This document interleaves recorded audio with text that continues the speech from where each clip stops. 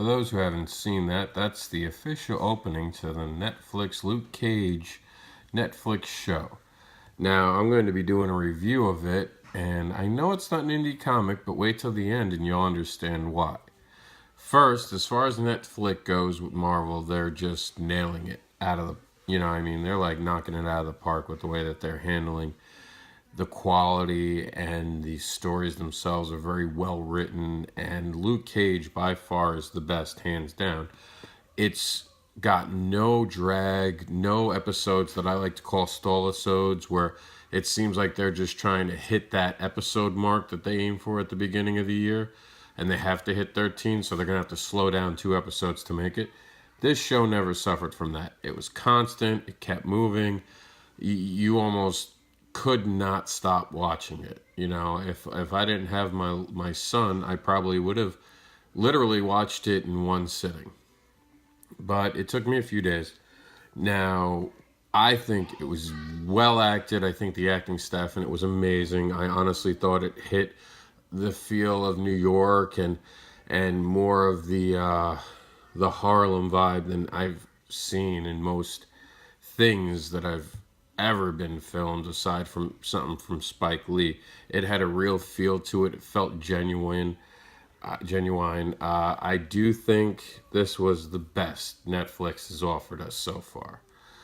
Now, the reason I'm bringing it up and doing a review today is not only because I was a fan, but the reason it's making the site is here's the promotional poster for it. And throughout most of the episodes, he walks around in a hood.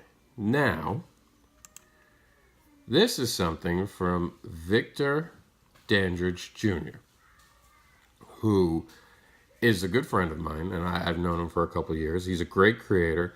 You got to check out his stuff, Advantage.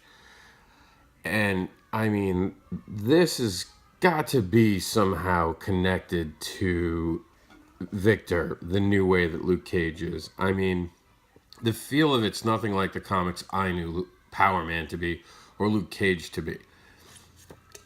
He's way more grittier. It almost sounds like, I'm not even going to say almost. It's definitely a direct reference to what Victor did. And as a matter of fact, I think Marvel should at least reach out to him and thank him, if they're not going to give him money, but thank him for, inspiring a more honest character to represent Harlem and to represent inner city.